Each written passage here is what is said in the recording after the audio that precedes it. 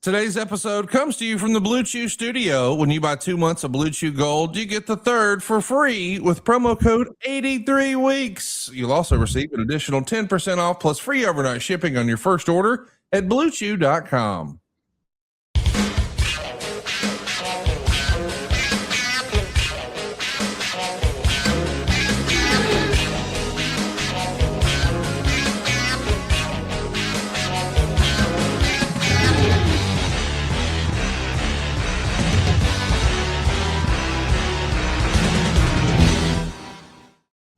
Hey, it's Conrad, the mortgage guy, and you're listening to 83 Weeks with Eric Bischoff. Eric, what's going on, man? How are you?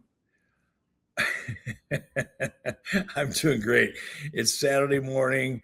I've had a couple cups of coffee. I've been looking forward to doing this show. And I open it up and I hear this voice that I've never heard before. I don't know who it is, but I'm thinking when I saw that Blue Chew commercial that opened up our show and listened to that phenomenal read, as you always do phenomenal reads. But I thought, man, if that voice was doing that read, there is no way they're not running out of, gimmicks, because that was an incredible. Blue Chew would love to have that voiceover. I'm telling you. Well, we may have some run-ins here in the coming weeks. We are excited. Who is that idiot? Who is that idiot? Where did we find this dumb shit? Yeah, it's a great question. We'll let anybody in. Every now and again, it's like all of a sudden we'll just hear somebody knocking at the door and we're like, wait, what could it be? Hey, so Eric, we were back on Mondays. For a long time, you and I were Monday morning pioneers, I guess, with 83weeks.com. And we gallivanted a little bit on a Friday, but today is our first Monday back. It feels like we're back in our normal time slot. I like a Monday drop for 83 weeks, Eric. Well, I love a Monday drop for 83 weeks because it is far less likely that I'll have to try to change schedules for you and Super Dave and everybody else that's a part of this. My schedules, I'm losing control of, my time during the day because things have gotten so busy and I'm doing so much traveling. But Saturdays, no matter what, even if I'm on location and we're shooting a show in, Moscow, for example. Now, I don't know about Moscow getting on a Wi-Fi signal. I'm going to leave that one on the table for further discussion. But for the most part, when I leave, and I'm doing a show on a weekend, I can still do our live version of 83 weeks because that's always in the morning. I don't get busy till the afternoon.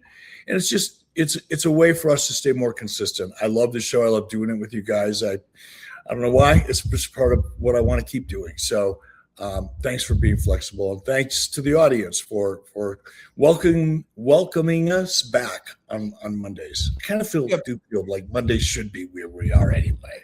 Yeah, you were the king of Monday nights with the Monday Night Wars, and now we're back on Monday mornings. Hit that subscribe button, turn on the notifications bell. It's 83weeks.com. And of course, if you want to be a part of our Saturday morning crew, come join us over at ringclassics.com. You'll get a peek behind the curtain. We have a live studio audience each and every Monday, including today. I want to give a shout out to Coach Keith and Jack the Phone Guy and little Jimmy Sorensen and a whole host of others guys being with us on a Saturday morning. Eric, I hate to start with a bad anniversary, but I think we all know what this past week was. It was the 1-year anniversary since the passing of the late, great Terry Bollea. Of course, we wrestling fans will never forget Hulk Hogan, and, well, no one else will either. He was memorialized at the front of Madison Square Garden, and it feels like there was a rush of postings of Hulk Hogan memories and memorabilia, and I know that, we all celebrate birthdays, and sometimes occasionally we do celebrate the passing and try to honor their memory, but I don't know. It feels awkward to have our first time doing that for the Hulkster. What was it like this week for you, Eric, as you reflect on a year without Mr. Bollea? I think about Hulk on a pretty regular basis. I won't say daily, but, throughout the week, probably half a dozen times. Something will happen or a conversation will, be occurring where there's a reference made that kind of makes me think about him a little bit. But also, and I think more importantly, I'm going to be really careful here because I want to say this correctly. What I'm doing right now at Real American Freestyle is significant. What Real American Freestyle is doing right now in the world of sports and television is very significant. I'll just say significant. For people who feel the need to kind of throw headlines on top of what they're doing, the longest running, the best tasting, the best price, whatever it is, I think it's honest and safe to say that right now, Real American Freestyle is the fastest growing sport, at least in this country. Now, that's all relative. Let's be real. It's all very relative. But when you look at, from a business perspective, where we started less than a year ago, well, actually, the company was formed about 16 months ago. If you look at where we were 16 months ago, I was sitting around a table with Hulk Hogan, by the way, in Florida. And I'm sitting with a guy by the name of Chad Bronstein, who I'd never had a conversation with before. I didn't even know who he was. I think I may have heard Hulk reference his name a couple times in conversations where we were just checking in with each other, but I didn't know Chad, anything about him. And Izzy Martinez, of course, was already a part of their trifecta.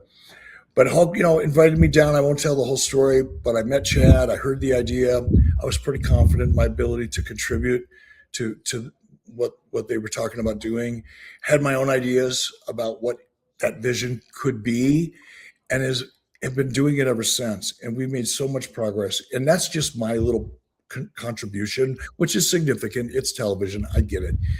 And it's important.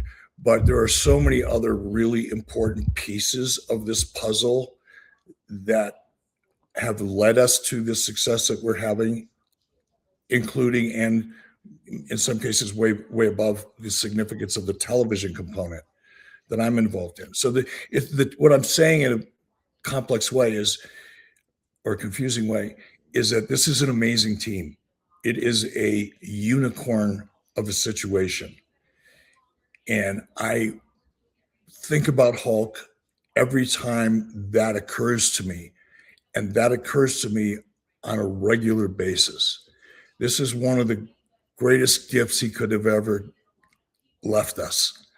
And I say us, not just me as a person and as a friend, and I was his friend, but helping to get this thing off the ground and people say, well, he's not even there. Why is Hulk so important? Hulk is important to our success, because I doubt we would have ever made it to Fox Nation in a meaningful way without Hulk. I think Hulk represented to a large degree a certain amount of security in making the decision to try Real American Freestyle. And when we started out, we only had a commitment for 2 episodes, 2 shows. If it worked, great. If it didn't, we gave it a shot. From Fox's perspective, they had a significant amount of money that they were committing to and high visibility. They don't want a failure on their hands.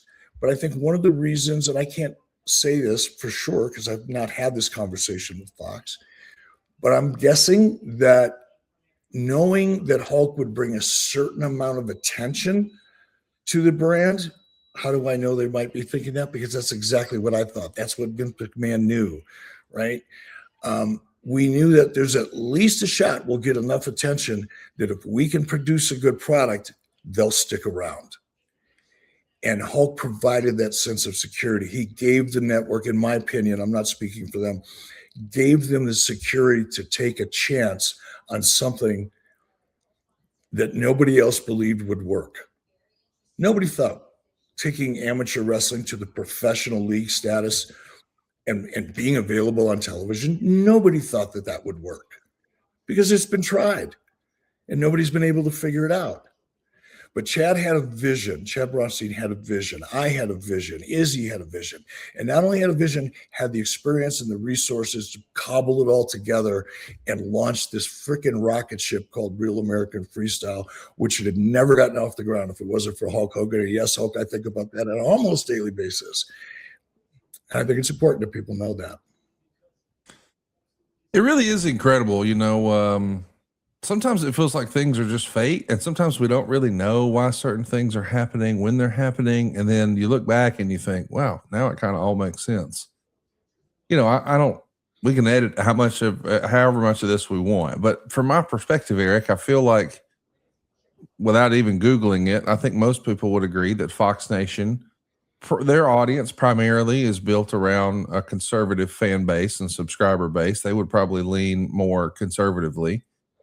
And I know that Hulk, towards the end of his life, really made it a point to become more active in politics. And that led to, his final wrestling appearance being a lot of boos, because maybe people felt like maybe it was old stuff or maybe it was a political affiliation. But without him sort of throwing his hat in the arena on a political stage, would Fox Nation have been interested? So whereas there may be people who may be critical of what Hulk's political beliefs would have been, or those appearances, or wonder strategically, was that a good career move? Because oftentimes in business, you don't really show your hand. But by him showing his hand, it actually helped pave the way to launch a new sport. So whether you disagreed with his stance or not, boy, look at what it allowed the opportunity to create. And I myself wondered, man, I wonder why he's doing this. This is going to sort of have the audience, because, if you understand politics, you understand that there's two sides of every coin. And so if you just don't put yourself in that conversation, maybe that positions you best to be as a business person. But when he made that decision, and I know it received some criticism, look at the upside. Am I off base on that? No, it's a fascinating perspective or way to look at it. And I agree with you. I think that, well, first of all, let's go to Hulk's decision. And I have talked to him quite a bit about that over the years, not just, the last 6 months or year of his life when he became, obviously connected to Trump and the campaign. But well before, for years, we've talked about politics. I've always been, someone who's very interested in current events, including politics. So we would always lean into those conversations. And it's not like Hulk has not always been a conservative. He certainly has. But Hulk was primarily a businessman. And for the largest part of his life, knew not to, in fact, I remember a conversation that Hulk and I had years ago, maybe 10, 12, maybe longer. It was a long while ago. And because we were looking at something that Donald Trump had signed for him. And we were talking about it. And he was telling me about how he met Donald and, through WWF, obviously, and all that. And so Hulk was very familiar and a supporter, so to speak, of Donald Trump. But we never got into really deep conversations about it because Trump wasn't really deep in political conversations back then. He let his feelings be known, but he wasn't running for anything. He wasn't political. There's always been that relationship. And throughout the course of recent events, when Trump first emerged and conservative politics became a hot issue to talk about, Hulk would say things that led me to believe he really would like to step out and, be, because it was important to him. Certain things were very important to him. But he also knew he couldn't. He sometimes lamented that. Sometimes not a lot, but sometimes I got the impression, that's a better way to say it, that he really wished he could get out and say something so people would listen. He knew he had a voice. He knew he had a platform. But he also knew that if he did, his accountant would be calling and saying, hey, where did you go to work? Because, your check is half of what it used to be. So he knew, and he resisted until a point. And this was recent.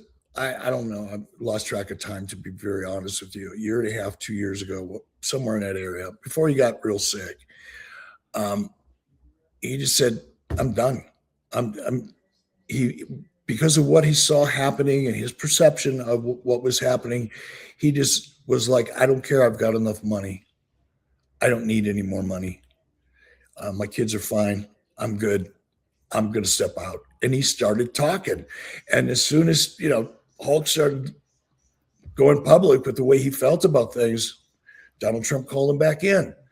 And then obviously it blew up. To your point, would all of that have happened if that would not have happened? And if Hulk would have just laid back and worried about the perception and the public's reaction to him, because it was important. But if he would have allowed that to make his decision, would Fox Nation feel confident that Hulk would bring those same eyeballs or bring Not the a same chance. number of eyeballs? I I don't don't think think so. so. Yeah. I don't think so. And you and I agree on that. So I think it's a really cool observation, Conrad. But I think you're right. I think if Hulk would not have stepped out, Fox would not have stepped up. I'm just saying, I know that, we have a lot of listeners who fall on either side of the aisle, and they feel strongly. And sometimes we can get ourselves worked up, and maybe we don't see the forest for the trees. But by Hulk making this commitment, it helped launch a whole new sport. It helped create probably what will wind up being dozens of very successful careers. At some point, I'm sure it will be hundreds of very successful careers. And I think you can track a lot of it back to one person having the courage to say, hey, this is what I believe in, and this is what I'm going to do. And whether you agree or disagree with that, boy, it did create huge opportunity for perhaps generations that may not have been there otherwise. Yeah, it's when you really, and sometimes I go off the deep end and I'll spend too much time trying to determine what I should really be grateful for. And by that I mean life is a collection of individual moments, and any one of those moments out of sequence or out of timing with everything else that's going on in your life, and your world can change. Opportunities that would never have existed, as in my case here, talking about Real American Freestyle, all of a sudden, because all of those moments have aligned opportunistically to provide an opportunity. But any one of those elements, and they're always small moments. They're not always big moments. I should say they're always small. They're, for me, almost always small moments are the ones that I really look for to be grateful for, because they're the easiest ones to overlook and not recognize. But yes, Hulk making the decision, I can't take it anymore, I'm going to step out. Chad Bronstein and Hulk in the beer business together. That's how that all started. I wasn't involved on the beer side of the equation at all. I knew about it. Hulk and I would talk about it. I was excited for him. He'd bring me up, tell me updates and all the time. He's very excited about it. But I wasn't involved in it in any way. But Chad, we can talk about Hulk, and that's the obvious one, right? The least obvious one is Chad Bronstein and Izzy Martinez. Without Chad's passion for what we're doing right now, because this was his vision, to build the sport of amateur wrestling, to provide a platform so that these athletes, these phenomenal athletes, gold medal, what do we have, like 8 Olympic athletes on our card when we were over in Georgia or whatever it was. I mean, we've got the best of the best on the entire planet. And that's in large part because of Chad's vision and Israel's ability to put us in business with those people. Any one of those elements not in the equation, this isn't happening.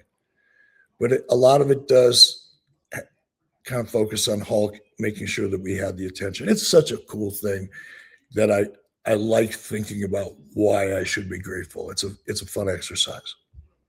Well, it's a fun exercise too to think about Hulk Hogan's place in wrestling, and there's lots of chatter about that, and as far as the Mount Rushmore of what is the Mount Rushmore of wrestling. But I think it's pretty unanimous. Everyone acknowledges that Hulk Hogan is on that list, and whether you loved him or you hated him, you had a reaction to him. And you think about the peak of wrestling, at least in my lifetime. You got the golden era of the 80s, and then you've got the cable television explosion of the 90s. Both of those largely built on the backs of Hulk Hogan. I don't know that WCW enjoys one day of profitability without Hulk Hogan. And I know there's a narrative out there that, Hulk's legacy was this or it was that. But boy, look at what he did for wrestling, not once, but twice, as we celebrate the 1-year anniversary of the Hulkster. Drop a comment. Let us know in the comments below what your favorite Hulk Hogan memories are. And Eric, it feels, given everything that he did in his life, because he did, as silly as this sounds, music, movies, television shows, Real American Freestyle, a beer. He was on the campaign trail. Wrestling is what his real legacy will always be. And I'm getting different answers than I used to, Eric. I feel like when I ask people, when they think about their most favorite or their most iconic Hulk Hogan moment, it feels like it always used to be the Andre the Giant body slam at WrestleMania 3. But I have heard quite a bit, and maybe it's because of the anniversary. It was Hulk Hogan becoming a bad guy in the NWO. When you think about the totality of your career, or Hulk's career, are you able to separate your career from it, or is the number one moment to you the Hulk Hogan heel turn? No, I think the number one moment, when I say number one, I mean, what is the most significant? What affected the industry and the way people perceive the business today? What moment impacted that the most? And as much as I am proud of what we accomplished with the NWO and, going live, changing the entire format for the professional wrestling televised industry by going, live every week. We were the first ones to do that. And it's the very reason the business is successful as it is today, is because it's live. We forced that issue. And I know that. And from a business perspective, I will have that conversation with anybody that has the balls to have it with me, because I know I'll win. The data's there. But guess what? It wasn't the most significant thing that happened to the industry. The most significant thing that happened to the industry were the moments, and which one is subjective, but the moments that I think happened early on in Hulk's career, early on in the WWF's explosion into national television. Those early years, the cover of Sports Illustrated, pick your moment in that era, but any one of the big ones could arguably be the most important moment in the long-term history of the business. I think NWO and all that, and the heel turn, maybe we're a close second, but it's not even that close, in my opinion. Yeah, it's interesting to hear even you say that, but I do think when you look at it from a historical perspective, we had to love him before we could really hate him. So, this was that was the best, the most worthy sequel, but we always go back to the original, the red and the yellow. I don't know if you saw, but last weekend, as folks are listening to this, maybe it was 10 days ago, there was Fanatics Fest. Man, what a sports weekend it was in New York City. You had major representatives from every single sport. I mean, the absolute icons in every sport. I mean, Tom Brady is walking around there. LeBron James is walking around there. And of course, there was a big WWE presence as well. Roman Reigns, CM Punk, Cody Rhodes, the absolute top of the card for WWE were represented at Fanatics Fest. But as I was thinking about that last weekend, and we've got all of these major sports figures from all over the world, because we've got World Cup games that week, and we've got, Madison Square Garden, Saturday night main event, and of course, Fanatics Fest. And all I could think was, if the convention business was a thing in, say, 1985, and they were going to do a Fanatics Fest in 1985, and they're going to do a Saturday night's main event at Madison Square Garden. Wow. As big of a moment as this was, and as big of a weekend as this was, the aura of a 1985 Hulk Hogan walking around, and at that time he would have been there with Joe Montana and Michael Jordan. But I feel like even with those two guys, these larger than life characters from mainstream sports or traditional sports, if you will, I think Hulk Hogan would have owned the room, and he would have been the talk of the whole convention. And no disrespect to the tippy top of the card with the WWF, I just don't think they have a character or a persona or a performer right now who has really captivated the mainstream the way Hulk Hogan did back then. But it's unfathomable to even to think that we could ever have that again. Like, I don't think there'll ever be someone who becomes as much of a household name in pro wrestling and has such a major impact the way Hulk Hogan did. But imagine, Eric, a 1985 Fanatics Fest with Michael Jordan and Joe Montana and Hulk Hogan. Like, that just feels like it would have been even bigger for WWE somehow. I got a better one for you. I actually had a glimpse into the scenario that you just described. Sans Michael Jordan. Michael Jordan wasn't there. But I was at a convention. It was a Comic-Con, and I don't remember where it was. We're probably talking 3, 4, 5 years ago, whatever. I, again, really lost track of time. Not like what week am I in, like what year am I in? That's how much time I've lost track of time. So I'm going to say 4 years ago. It's a good guess. I was at a Comic-Con. It might have been in Montreal. It was a big one. It wasn't a small one. Anyway, Joe Montana was at a table directly to my left. Hulk Hogan was at a table directly to my right, and I'm in the middle. Hulk Hogan dwarfed Joe Montana. Wow. Not kind of close. Not, wow, this is interesting. It reached the level for me of, I feel bad for Joe. Wow. So not only are you right, I actually had a little peek into how right you are. And now let's step into the time machine.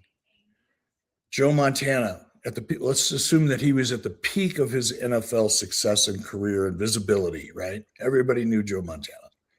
Likeable, by the way, is a really, really super nice guy. Super nice. Humble. Super nice guy.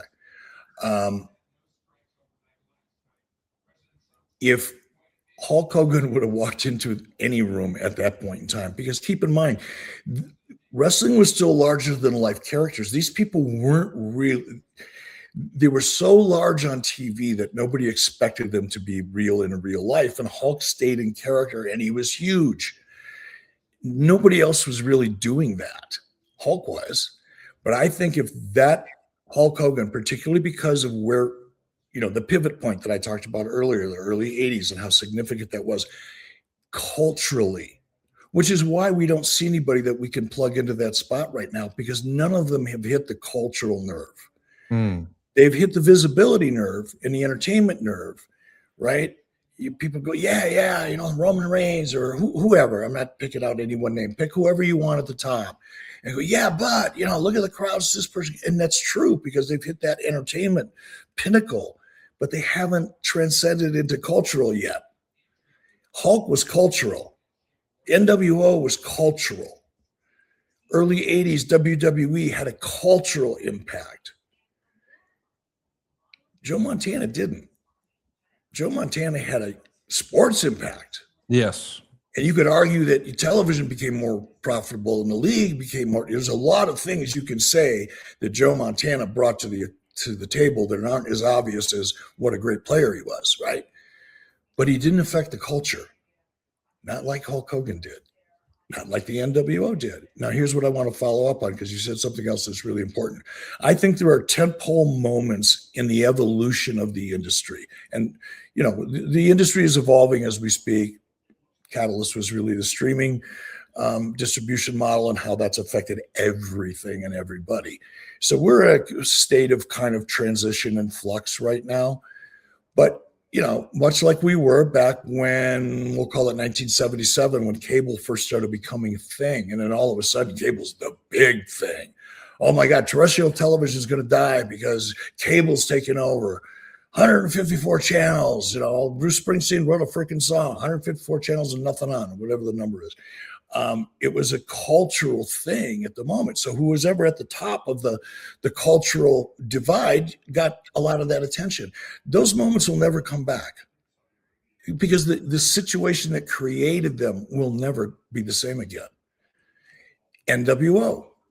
That's why I so confidently, of course it came off like sheer arrogance and, I'm in my, wrestling character, but it's also true. Nobody's ever going to achieve what the NWO achieved. Nobody. I don't care who you are, how good you are. You'll never come close to doing what we did with the NWO in a television wrestling business because those conditions no longer exist. It would be almost impossible. Not almost. It can be done, but it has to be an entirely new approach. Point being, when Vince took WWF national, blew up the territory system model, that was a tentpole moment. NWO converting, making the switch to primetime live television weekly and bringing reality into the format and not leaning as heavily on the kid stuff and making the conscious decision to creatively and from a business perspective target an 18 to 34-year-old audience instead of targeting a children's audience. That was That was a big moment. But my point is that moment, all those things that occurred, all those the conglomerate of all those moments, the situation that created them will never happen again. So how's anybody going to be able to achieve that? It's just interesting to look at these tentpole moments. And I think what I'm trying to figure out is, where do we go from here? Who is going to be that next star? Not only who's it going to be, I don't think about who it's going to be. I think a lot about, how do we get there in today's environment? Not how do we get there the way they did it in 1980, or the way I did it in 1990, or the way anybody's doing it in 2026, because it's not working. To your point, which started this, to your point is, there's not another person right now in the wrestling business that you could plug in to the role that we were describing with Hulk and Fanatics and getting a reaction. There is nobody right now, but there will be. And I'm mostly curious as to how we're going to get there, because that's the interesting part.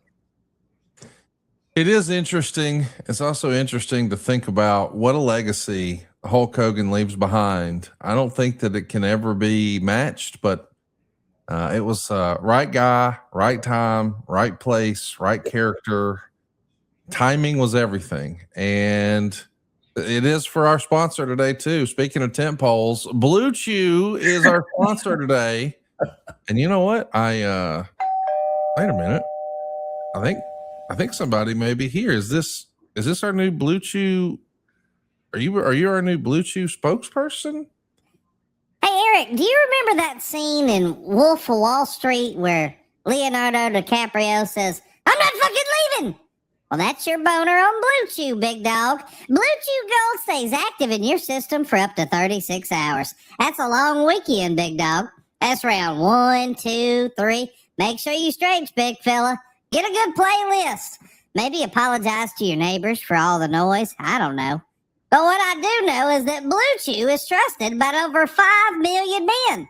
That's a lot of hard nights, Daddy. Blue Chew Gold is better sex in a tablet. They combine 4 ingredients into one powerful solution. 2 ingredients get you hard physically, and 2 support arousal and desire in the brain. It works fast and it lasts. Guys can now have a complete experience in the bedroom with Blue Chew Gold. There's a reason Blue Chew's the #1 brand for better sex. Experience it for yourself at BlueChew.com. And we've got a special deal for our listeners. Right now, when you buy 2 months of Blue Chew Gold, you get the 3rd for free with promo code 83weeks. That's promo code 83weeks. You'll also receive an additional 10% off plus free overnight shipping on your first order. Visit BlueChew.com for more details and important safety information. We thank Blue Chew for sponsoring today's podcast and the bedroom.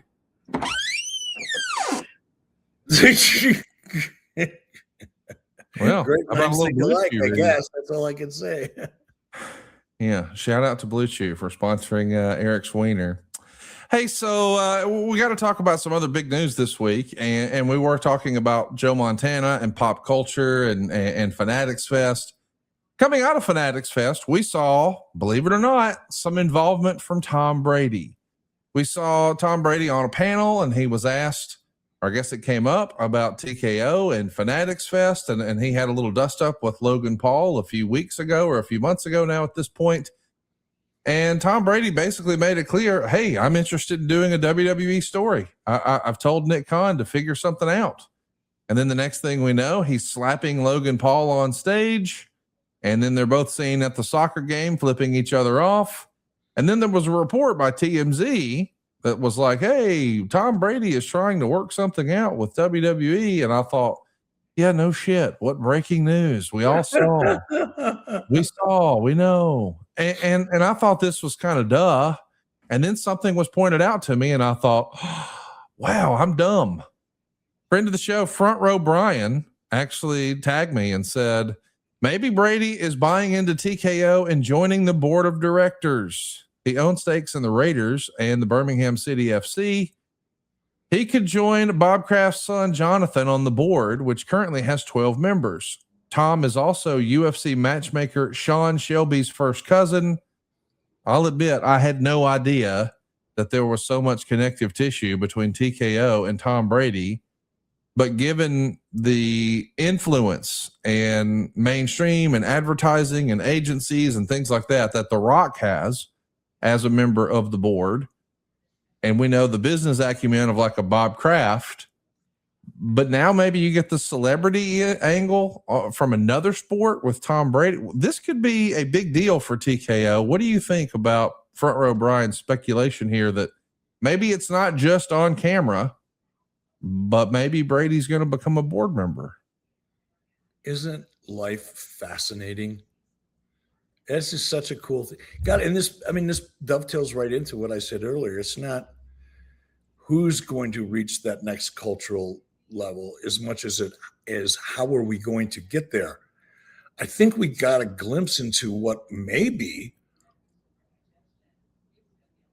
a part of the way we're going to get there by utilizing, and because TKO in particular, Ari Emanuel especially, his connective tissue and the depth of those relationships, the closeness of those relationships with key people in key positions.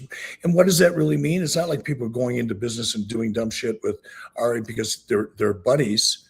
They know Ari makes money. Ari is successful. And these people want to be in business with other successful people. And Ari just happens to have all their phone numbers and knows their kids' names. So, and vice versa. So what does that really get you? If it doesn't get you, what it gets you, that access gets you is speed. What that access gives you is the ability to come up with an idea or a strategy at a Monday morning meeting at 9:48 and know that you could probably put the resources together with the right people shortly after lunch, as opposed to taking 6 months or a year to figure it out and build a team, right? And to get things done. That access across so many platforms within the world of entertainment, movies, sports, it's all entertainment, books, it's all entertainment. If you're doing it because you have time to do it and it satisfies the need, it's entertainment, in my opinion. But gotta be careful with that one. It's weird. But TKO is uniquely positioned to make this mean so much more than somebody else that would have come up with that idea just because of the reach. Could it be big? It could be huge. You know, what would Tom Brady bring to the board? That I don't know. I don't know a lot about Tom Brady other than, his football accolades. I have no idea what kind of businessman he is, or more importantly, how much interest he has in being in business. He's certainly smart. There's no question about, does he have the IQ? Yes. It's a question of what does he really want to do with that IQ? Is he really interested in being an active board member and contributing as much as he can across those platforms? If that's the answer, then yeah, this could be really huge because they'll surround him with people to help him make the right decisions or make the decisions he really wants to make, but help him get there the right way. It's pretty exciting.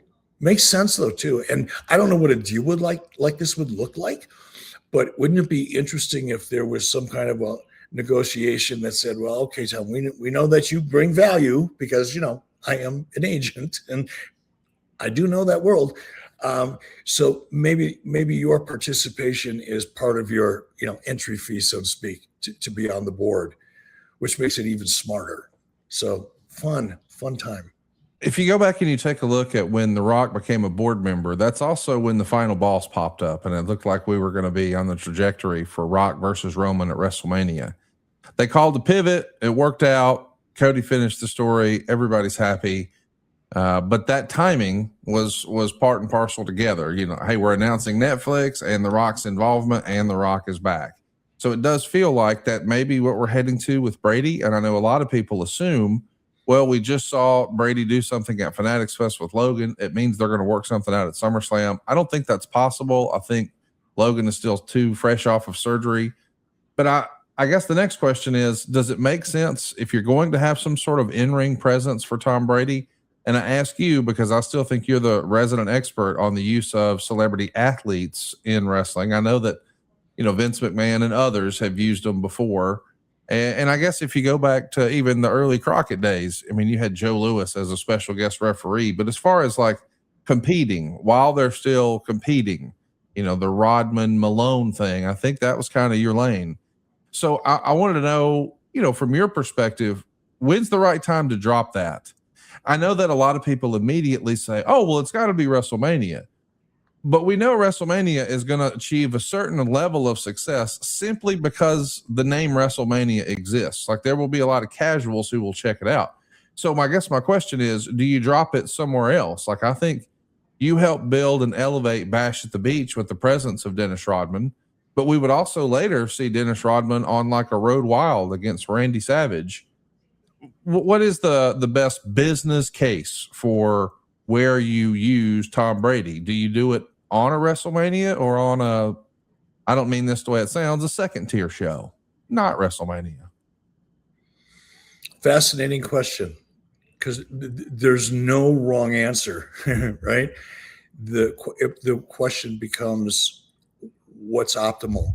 What maximizes the Tom Brady equity that he's lending the company? And I certainly can't answer that. I think if I was faced, if somebody came in here and said, okay, here's the situation. They set me up the way you just did. If you pick right, you get $1 million. If you pick wrong, you get embarrassed. So if I had to make a choice right now, I would lean into not using Tom for WrestleMania, using him for something other than WrestleMania. Because to your point, I think what you said, if I understood it correctly, was WrestleMania is going to get what it's going to get to a certain degree. And no matter what you do after that, it ain't getting there.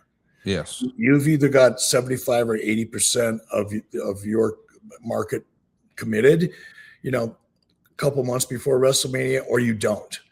And if you don't by then, there's nothing you're going to do that's really going to change it dramatically. You've already missed the target, and you're not going to be able to put the bullet back over here so we can get on track. You can tweak it, you can adjust it, you can do some things, but nothing significant. So then I'd ask myself, okay, I know it has a certain amount of value. Do I want to put that resource, that value over here where I know it's not really going to have much of an impact beyond a certain point? Or do I want to use it over here and help elevate and create more revenue on this particular event? That's one question I would ask myself. The one that I would ask myself before that, actually, because this is the one that matters the most, is, Tom, what do you want to do? Do you want to be a character? Like, now, Rock was already a character, so it's not an apples to apples, right? Rock was already a character. So Rock stepping into the ring would have felt reasonably organic under any circumstances, because he's been there before. He's a Rock. We all know it. Tom jumping into wrestling is an entirely different move. That's a different chess move. So it has to be treated differently. But we all knew that Rock, or we didn't know. We expected Rock to continue wrestling. We don't know if this is a one-off for Tom, or is Tom thinking, okay, I'm going to, like Dennis Rodman, as you pointed out, I'm going to do this thing on TV, and then as needed, I'm going to come in and I'm going to pop the territory for a minute or two, a couple times a year. That's a different strategy. Both are valuable. One's one strategy creatively, and the other is the other. So I'd have to know the answer to both of those, or at least have a strong opinion supported by some research that would convince me that it's more valuable to the company to hold off. And if that were true, I'd also factor in, do you want to do this once, or do you want to do it ongoing? Because that may affect it. I know it's a long-winded answer. I'm really sorry. No, it's a great answer. I just love hearing your perspective, because to your point, I don't think there's a wrong answer. I mean, obviously attaching Tom Brady's name to anything is going to add value. It's just, where do you get the best rate of return? And I think if I didn't know that Brady was going to be calling his full-time gig, of course, is, yes, he owns minority stake in the Raiders and other places, but they're paying him a mountain of cash to announce football games. And so I say all that to say, I wonder, hey, if he wasn't still doing that, would it make sense to do it around WrestlePalooza, which is the September show? which is sort of closer to the start of football season. I know they tried to do a big kickoff last year on ESPN with that when they created the event for ESPN. But I don't think that that's it. Just timeline wise, that feels like that would be tough. So Royal Rumble, maybe. I mean, that's at least the other side of the football season for most, especially if they're doing it in really late January. So we'll see. But I am curious, what do you guys think about Tom Brady in the WWE? Let us know in the comments below. Is it something you're looking forward to? And I ask Eric because it feels like there has been a growing sentiment online from people who say, oh, I'm tired of the celebrity involvement. And given Travis Scott last year at WrestleMania and Pat McAfee this year at WrestleMania, I get it.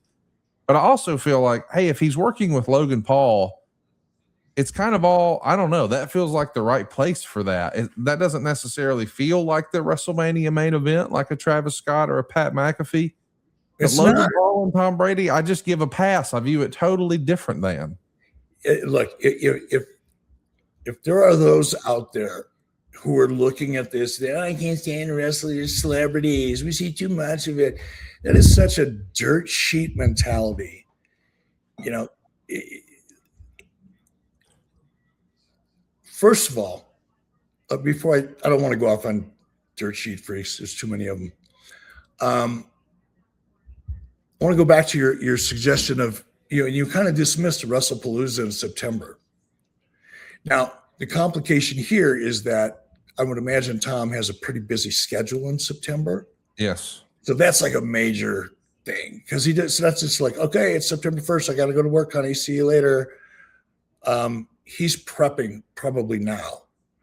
There's a lot that goes into that role that he's in, and it's a full-time job. And then it just gets more intense in September. So recognizing that is probably a default that's impossible. What if it's not? I think you said WWE created WrestlePalooza for ESPN. Yes. WrestlePalooza didn't do all that well. Yes or no? I don't know. I'm not sure. I don't know that they released all of those numbers. We do have some Netflix numbers to discuss, but here's my point is that I think, again, this is strategy now. How do I get the most bang for my buck? If Tom Brady is involved in first of all, it's a little too early. We're starting it too soon. But if Tom Brady if this is the case, Tom Brady is going to get so much coverage. This is like me the first time I brought in Dennis Rodman and paid him $1 million and everybody thought I was nuts. And within like 30 days, he delivered about $30 million worth of, exposure for us. This is that on steroids. This opportunity is that times 10 because of Tom's relationship with the NFL and ESPN. Who is not going to cover this story for 30 to 60 days out? And if WrestlePalooza didn't reach everybody's expectations, tactically, I would use Tom there. The challenge in all of this is, and I'm just thinking from a scheduling standpoint, I think Tom Brady has historically been calling the Sunday America's Game of the Week deal. So it's a Sunday night. It's the only one. Because you have sort of two slates of games. You've got the early set of games, and then you've got the afternoon games, and then you've got one night game on Sunday night. That's the Brady show. And WrestlePalooza is a Sunday night. It is an NFL stadium, but it just feels like the timing of that one at WrestlePalooza may complicate it. But you got to assume that's where it's headed. And I'm with you. The coverage they'll get for this will just be phenomenal. Oh. I mean, one of the things that I think ESPN and WWE are probably both actively looking to do is, how do we get more WWE ESPN crossover? How can we sort of force it in? And so they've shoehorned it in, and sometimes very effectively, like Danhausen in the Knicks. I don't know that anybody would have had that on their bingo card. No. A lot of people were like, oh God, I can't believe they're making us do this. This is wrestling. It's so silly. And then it catches fire and everybody's like, well, we were wrong. No, here's what that turns into. I've seen this a million times, right? Something like that, a Danhausen thing comes up, and all the brain trust, everybody that knows the wrestling business, that'll never work. That'll never work. And by the way, To a degree, I was one of them. All right. So I'm making fun of myself here, folks. Settle down. Settle the fuck down. I get it. And I admit it. What's wrong with you?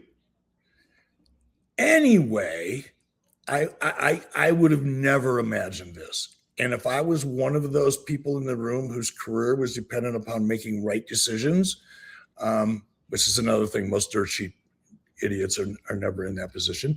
But if I was judged by the value of my decisions and what they contribute to the company, I would have said, no, don't do that.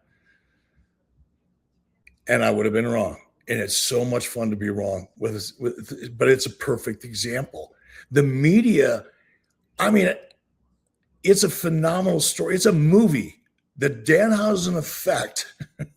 It's the title of the movie. I'm giving you everything. What's wrong with you people? Get to fucking work. Just pick up a pen, get on your computer, do whatever you need to do. Write the story. It writes itself. All you need to do is keep up with it and make it a little bit more entertaining than it already is. And you've got yourself a Netflix special. Get to work. But it's, those kind of things don't come around too often. But this could be another one of those. Who knows? Looking forward to seeing what's next for Tom Brady and WWE. You did ask about, hey, what was the success of WrestlePalooza? And I know that sometimes they'll have some sort of PR announcement and they'll trot it out front. But it's not often that we get real numbers from streaming services. They like to play that all very, very close to the vest. But Netflix this week did release what the WWE viewership has been so far in 2026. I thought we would review some of those numbers here, Eric, and see if any of them jump off the page at you. The Royal Rumble had 3.1 million viewers. Elimination Chamber had 1.9 million viewers. WrestleMania Night 1 was 2.7 million viewers. WrestleMania Night 2 was 3 million. Backlash was 1.4. Clash in Italy was 1.6. And Night of Champions had 1 million viewers. Again, as a reminder, ESPN is where all of the PLEs are housed domestically for WWE, but the rest of the globe checks out these shows on Netflix. So those are the numbers. And I have to admit, Eric, I don't know why, but the idea that Royal Rumble beat both WrestleManias kind of surprised me. Yeah, I certainly don't have any visibility into programming culture or viewer culture, I should say, in programming, internationally. So everything is different. Is it seasonal? Could that have something to do with it? I don't know. It depends on what part of the world, obviously. There's so many variables that I've never really looked at any of that data. So it's a huge mystery to me. Who's watching? What is, and I get a little bit of insight, not for WWE at all, obviously, but you get just a hint of an insight with our YouTube analytics for Real American Freestyle. We know how many people in Canada are, because our YouTube show for Real American Freestyle, it's only available internationally. So in other words, when we do a Real American Freestyle event, you get it on Fox Nation in the United States. But if you're outside of the United States, you can't get Fox Nation, but you can go to our YouTube channel and you can watch our show internationally because we geo-blocked the United States. Okay. So that way we're not in breach of our agreement or create confusion with Fox Nation. So because our shows air internationally and we have analytics for that international footprint, the viewing audience, you can kind of start cobbling together something that looks like a pattern or a story. And each country is different, and a lot of that has to do with culturally, how do the people in that country view wrestling? For example, I can tell you for sure in Moscow, it's a part of the culture. The sport of wrestling is looked at very much in many ways in terms of the audience's relationship with it, like the NFL or even Major League Baseball. It's a part of that culture. Same is true in Dagestan. It's why we were just in Russia. It's why we're going to Moscow. It's why we're going to a couple other places that are going to be announced very, very shortly, like within days. Because in that part of the world, wrestling is. When I was in Georgia, in Tbilisi, Georgia, for the event we did there. I walked outside of the arena because I was a bundle of nerves. You know, we weren't in total control of that production. We were relying very heavily on local, you know, staff, engineers, you know, people, and they didn't speak English. So we had a pretty good system, or we had a system in place to facilitate all that, but it was nerve-wracking because, you know, live television, there's a million things that can go wrong at any given moment. That's just the nature of live television. But live television internationally, when you're not even in control of your production team, now there's a million things that can go wrong and you don't have any idea how to fix them, really, if they're serious. So, or to do it quickly the way you normally would. Long story short, I was a bundle of nerves. I walked outside of the arena that we were in downtown Tbilisi, Georgia. Beautiful country, by the way, Georgia. And I came out a door and I looked down. I happened to be looking down into the loading dock area, and it was a loading dock area parking lot. And it looked like they were pre-gaming. There were families down there pre-gaming, cooking hot dogs, drinking beer, kicking soccer balls around. There must have been 600 people down there. They were waiting to get in. I'd never seen anything like that certainly for wrestling, freestyle wrestling.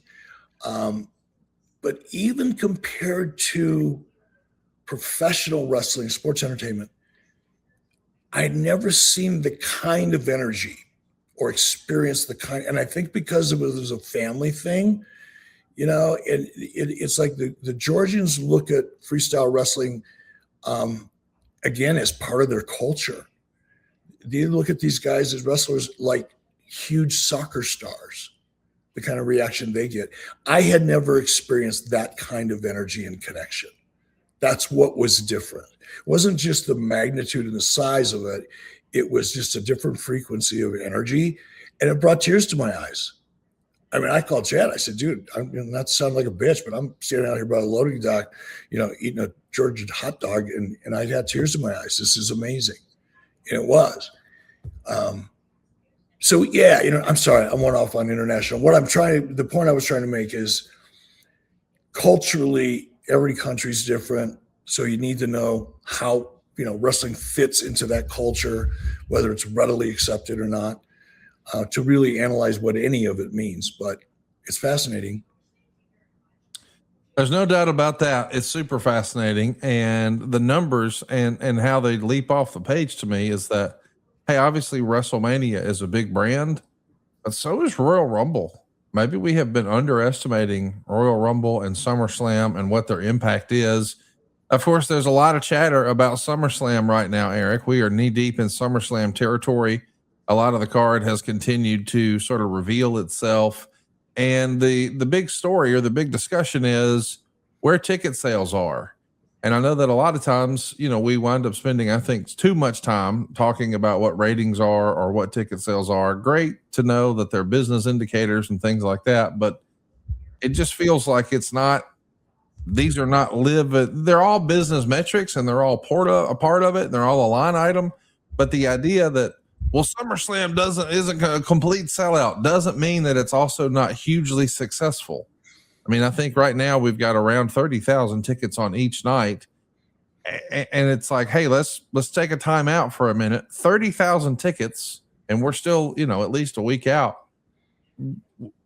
That to me doesn't sound like failure. We sold 60,000 wrestling tickets. Like, that's pretty good. But I think they've enjoyed so much success that the minute it looks like it's a little less than, people start to wonder, is there a chink in the armor sort of deal? What do you think about the discussion about SummerSlam tickets? And conversely, I don't know if you saw this, they just reduced the price of the tickets to $25. So there was a huge price cut to get tickets moving now. And I think some fans do have a very valid gripe. If you were an early adopter and you're the most loyal and you're the most diehard and you paid full rack rate, and now we're going to try to slip as many $25 tickets in as we can. If I was one of those guys who, you know, I want to be first in line. I don't want this thing to sell out. I got to claim it. I got to be there the day it goes on sale. The second it goes on sale, I'm at Ticketmaster hitting refresh. I'm probably feeling like, man, fooled me once, fooled me twice. talk to me about this from a promoter's perspective. What would be your feeling about where tickets are right now, and how should fans reconcile the price cuts? As far as where ticket sales right now, I think one of the reasons anybody's even talking about it is because it's one of the few things that is published that even morons and really low level thinking people can reasonably access. And if they're not able to access it because they're that far down the food chain, they've got Dave Meltzer and others to provide that information. And that's one of the reasons, because David Meltzer and all these dirt sheet writers, and I'm throwing them all in a bucket. There's some great ones. I've said this before, Mike Johnson, nothing but respect. Wade Keller's doing a good job. There are people out there that are doing a great job. Okay. But the vast majority of the dreck that exists in social media or where these conversations actually come from are from the Dave Meltzer-ish level club membership, where they just want to have something to criticize so they can, let everybody know how smart they are and how much they know about the wrestling business. And because they hate the WWE because of what they're doing to the business. And you have these people that it took them 6 years to figure out how to tie their shoes and live in a basement. And they're all trying to project where the industry is at with a $9 billion publicly held company based on trends that Dave Meltzer posts. That's what I think of it. Who are these people, and why does anybody listen to them? And I'll tell you why. I know the answer to my own question. Even that guy that did the Blue Chew commercial knows the answer to this question. It's because that's all they got. They don't have any real experience. They don't have anything real to relate it to. They don't have any exposure in a business that even gives them an opportunity to see things from a truly business perspective. So they rely on the emotional things because that's all they got. They don't know anything else. And if you focus on the right virtue signal that is going to play well in your little section of the club membership, and you need that attention because you're not getting it anywhere else. There are any women waiting outside your door. You're not driving a really cool car. Your future, maybe not. But man, you're a rock star on the internet. Those chat rooms think you're the smartest guy in the world because you're telling them what they want to hear, because it's what they relate to, because they're just like you. They're just as needy and ill-equipped to really go out and achieve things as you are. So they find the easiest way to get those hits, those dopamine hits.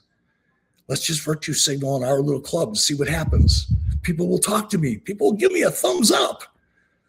Someone might even respond. Oh, I bet you I could make piss this person off. Watch the reaction I get from this statement. That's the conversation that we're having about WWE's in trouble because they put tickets on sale. Their tickets aren't as hot as they were last year. That's where that's coming from. So that's what I think of that. I just explained why I think it. What was the second part of the question? I wouldn't worry about where we're at, ticket sales wise. I pay attention. I don't want to know why. I'd ask the right questions and expect the right answers, and then get to work. If there are things that I can control, I could do differently, I would. Otherwise, might say, gas is back up to $6 a gallon, $8 a gallon in some places, whatever it is. Things are a little dicey right now economically.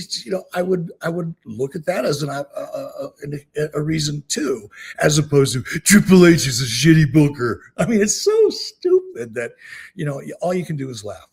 I'm sorry, what was the second part of the question? Before we get to the second part, I just want to give you this context. 2 years ago was the last one night SummerSlam. So SummerSlam's always been a one night affair until last year when we got night 1 and night 2 of SummerSlam. We're back at it again this year. But if you go back to SummerSlam 2024, it was in Cleveland. And if you'll recall, Jelly Roll, Logan Paul, they were all on that card. there were around 57,000 tickets sold. So we've already passed that this year for the number of tickets sold. But I do think that if anything, the lesson that we could have as a takeaway here is SummerSlam probably could have been a one-night event. It didn't need to be two, but I understand that a lot of fans would say, I wish it was just one night. And I get that, but I want you to consider this. WWE didn't just arbitrarily decide to do this show in Minnesota. They got a rights fee, and that rights fee is based on the economic impact in the community. And having one night of event versus 2 nights of events, even if there is a lot of duplication, WWE doesn't know that, nor does the city going in. So they can at least sell it as if, hey, we're going to have all of these. And we know it will have a greater impact on local restaurants, on local hotels, on local bars. So if you're trying to up that spend, and guarantee the biggest economic impact and get the biggest rights fee, I think 2 nights makes sense. 2 nights in a stadium may be a little ambitious. If we did a giant arena and we did 2 nights there and not an outdoor stadium, maybe that's it. But I feel like if this was an arena and we had back-to-back nights being sold out and 60,000 tickets, it'd be high fives all around. But because we're in a larger building, well, the sky must be falling, Eric.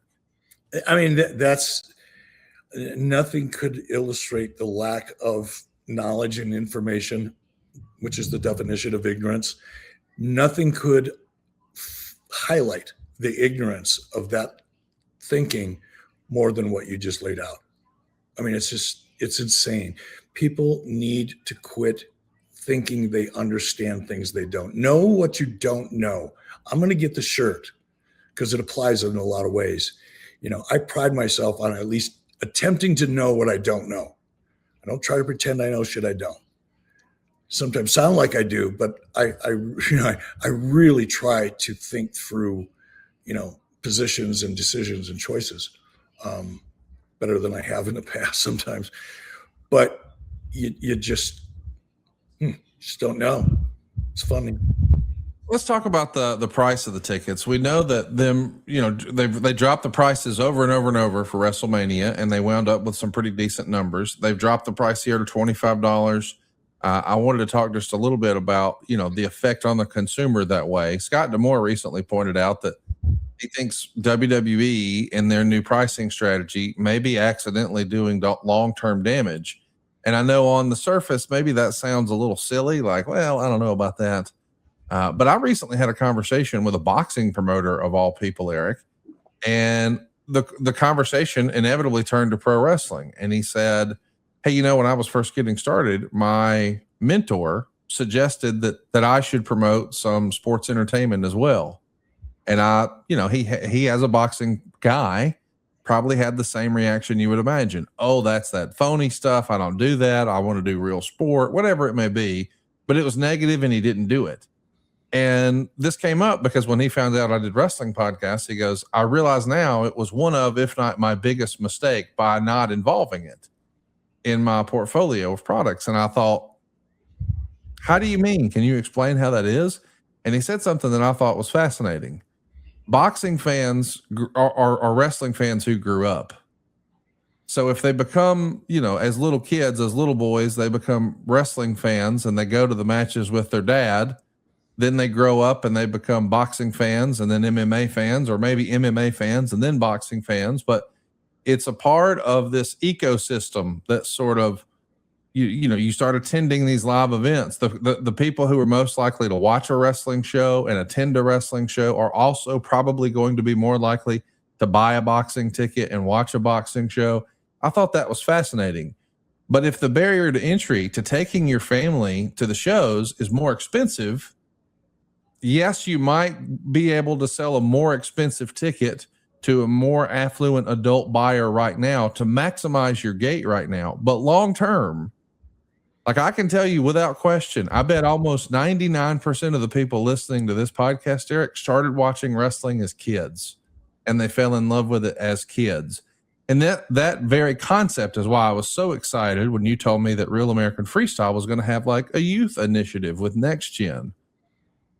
But the pricing thing, that is something I never really considered until Scott D'Amore pointed it out that, I mean, I think Shapiro even said, hey, Vince had, left margin on the table because he was effectively trying to sell tickets to families. And they wanted to have more of a UFC pricing style and audience. And I get that, but it's kind of chicken and the egg. I don't say that either is wrong, but I think it's an interesting observation about just getting those kids hooked while they're young and catering to families. Chat with me about that and how price points could affect that, Eric. We could do a show on this subject. It's a good one. Do you mind if I take a couple minutes setting this up? Before you do, I want to mention Rocket Money because I'm such a big fan of Rocket Money, and I know that we're all talking about how expensive wrestling tickets or just entertainment tickets or just life these days is. Well, Rocket Money is here to make life just a little easier. One of the ways that I think you should really fall in love with Rocket is because they have an automatic savings function that you can turn on. I'm a big believer in this, especially if you've got long-term or short-term goals. Maybe it's like you want to take a family vacation to Cancun next year. Well, did you know that Rocket Money can help you with that? Rocket Money can track the subscriptions, and it gives you the ability to cancel the unwanted ones all within the app in just a few taps. It's an easy way to help you really get your arms around your household budget and stop paying for things you don't use. They've even got this automatic transaction categorization across accounts, meaning you could plug in all of your bank accounts and your credit cards, and then it all kind of lumps it together, and you'll see, hey, am I duplicitous anywhere? Where can I cut? Where can I save? The idea that you have your full financial picture at your fingertips is unbelievable. You're going to love the personalized insights. You're going to love the regular reports. You're going to appreciate that you have something to help you create a budget and a goal, and you can even get real-time alerts for everything from upcoming bills or refunds or low balances. But the folks who create a financial goal with Rocket Money tend to see meaningful savings momentum within their very first month. I mean, where else could you take a look and see your savings and your loans and your investments all in one dashboard? Rocket Money is a life hack for getting your dollars and your household on the right track. Rocket Money is a personal finance app that will help you find and cancel your unwanted subscriptions, monitor your spending, and help you lower your bills, all so you can grow your savings. Let Rocket Money help you reach your financial goals faster. Join at rocketmoney.com/83weeks. That's rocketmoney.com/83weeks. rocketmoney.com/83weeks. So Eric, let's get back to it. The impact that pricing of the tickets has on families and what the long-term effect could be on the promotion based on those prices. Chat me up. This is so interesting because it's a much deeper question. There's the pricing of the tickets and pricing families out of the market is a very critical topic that I think needs to be looked into.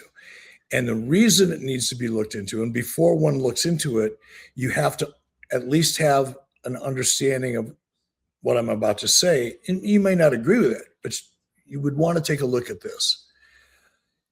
There is a reason professional wrestling culturally, here we go again, in this country, there is a reason why it started as one of the most successful television enterprises throughout the 50s and the beginning of television.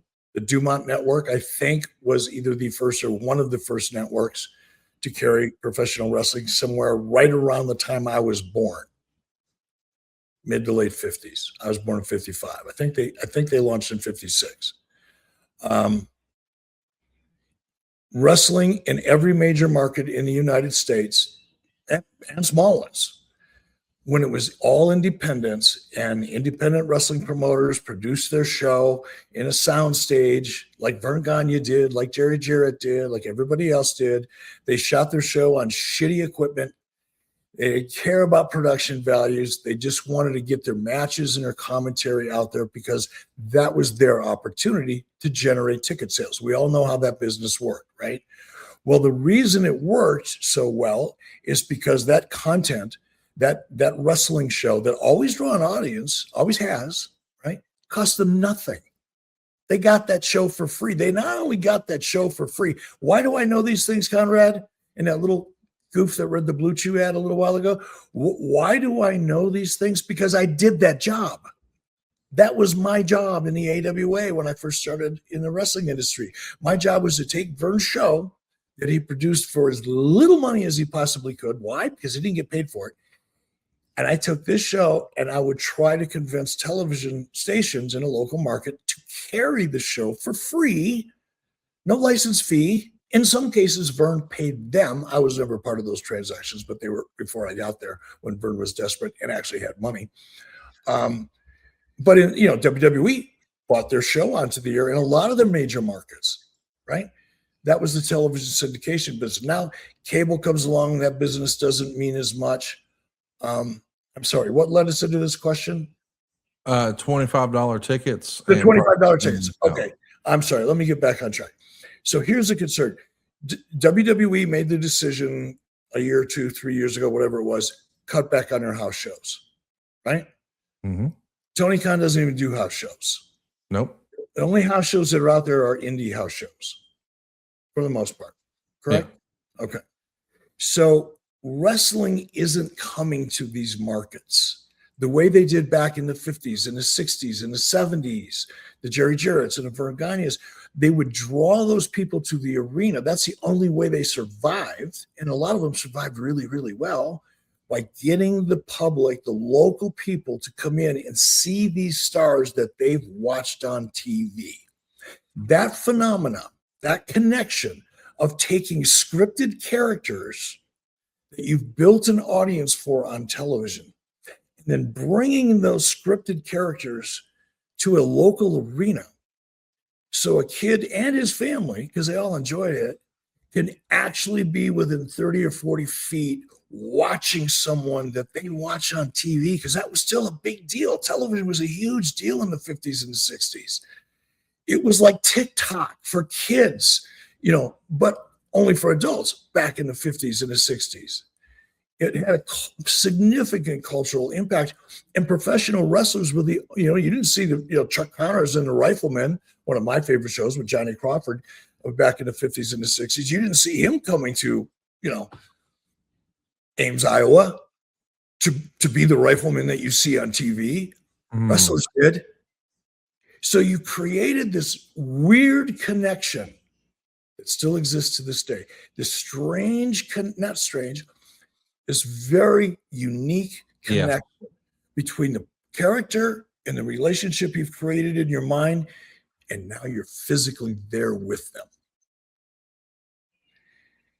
The more you take that opportunity away, the more that you make choices that reduce the ability of the human to connect with the character, the smaller your audience is going to become. That connection is the reason why wrestling works to the level it does today. I think cutting down on the house shows and indirectly pricing families out of the business because you want to maximize revenue in the short term, absolutely right thing to do. It's a shareholder move. If you are the CEO, if you're the head, if you're the chairman of the board, you have a fiduciary responsibility to your shareholders to return a maximum amount of value. Guess what? It is the right decision. But if I was that guy, I would also let shareholders know what the risks are. In my opinion, which may not mean fuck all, all right? But based on the experience I have, the feel that I have, the instinct that I have, and watching and kind of analyzing from afar what's going on, I think the biggest risk is that over the next 15 years, you're going to start seeing the impact of that loss of local contact, loss of house shows, loss of ability to create that very, very special connection that created this magnificent monster in the first place. When you pull that plug, disconnect that cord, I don't know what the future looks like. That's a conversation that I would want to have with people that I respected and trusted. I know I'm in the minority, and I know a lot of people listening to this will vehemently disagree with me, but I think catering to kids is the number one most glaring omission from today's wrestling product. When I was a kid, and I realized we all consume differently now, but when I was a kid, every kid I knew woke up on Saturday and Sunday morning and we were watching cartoons and wrestling. Like it became a part of our routine, whether it was syndicated superstars or Power Hour or whatever it was. There was wrestling on a Saturday and Sunday morning, and it was catered to kids. But a lot of those shows that were on in those time slots were catered to kids, and I don't know that really exists the way it used to. And I'm not suggesting that it must be done on a Saturday or Sunday morning, but I am saying I think we could have a more toned down, more silly, more easy to follow, more over the top characters. I would like to see there be a children's show from WWE. It feels like a missed opportunity right now. And I realize that, if you're a company like TNA or AEW, you're trying to be different than, I think somebody could stand out and be different than by catering to kids. I just think like WWE with their merch and licensing, they're probably best suited to do that. But it doesn't feel like they've had that youth initiative right now, Eric. You know what? And I don't want to talk about Real American Free Cells Youth Initiative because that would be, I'm a whore.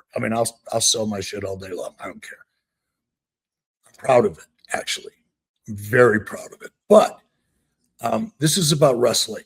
Suffice to say, Chad, clearly myself, is believe that youth is the path for, and by the way, so a lot of our investors. So everybody recognizes that youth is the way to go.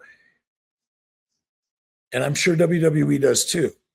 But they're faced with this fiduciary responsibility, return, profit for the shareholders problem. They're going in the direction they're going, right? I don't see pricing getting cheaper going. I don't see anything getting cheaper going forward. No. The idea is that we're going to roll prices back to pre-pandemic levels in any category of anything you buy other than probably gas, I think is nonsense. It's just conversation. It's like dirt sheet bullshit. So I don't see the ticket prices going down. I don't see them re-engaging in the house show business. So now that severed cord that I think is so instrumental to the business is going to be completely pulled if it hasn't been already. But you've got to find a way to bring those kids back or hold on to them. Yes. God forbid, how many times have you heard me talk about growth? You're either growing or you're dying. Simple math. So if you want to grow the audience for the very reason that you said, it is the future. It's the foundation. You hook them for life. McDonald's does the same things, by the way. That's their marketing strategy. Hook them for life. You have to come up with a plan. If we're not going to do this, and maybe nobody agrees with me and nobody agrees that the local connection to the audience is what builds your national platform. I could be wrong about that. But if you think I'm right, and you can't lower your prices, and you can't reemerge in the live, wrestling business, what do? I think what you just laid it out, create a kid's show. And I'll tell you another, I want to clear something up here. I don't know why. I feel like venting my spleen here this morning. Do it. Amongst a just plethora of reasons that I have zero respect for anybody, or most people in the dirt sheet industry, because they're all the same, with the exception of the aforementioned guys that I actually follow and talk to occasionally. People have accredited me and Jason Hurley to a degree of coming up with this idea called mat rats. Remember that? Yeah. Everybody thinks it was my idea. And I was up in Canada trying to sell an idea because I guess people perceive me as the idea guy. Right. I had nothing to do with that show. I was invited to Canada. The guy's name was Graham. I can't remember his last name. I was invited by Graham and Jason. They wanted us to come up because they'd been working on this project called Mat Rats. That's where Harry Smith came. That's where the first time I met Harry Smith.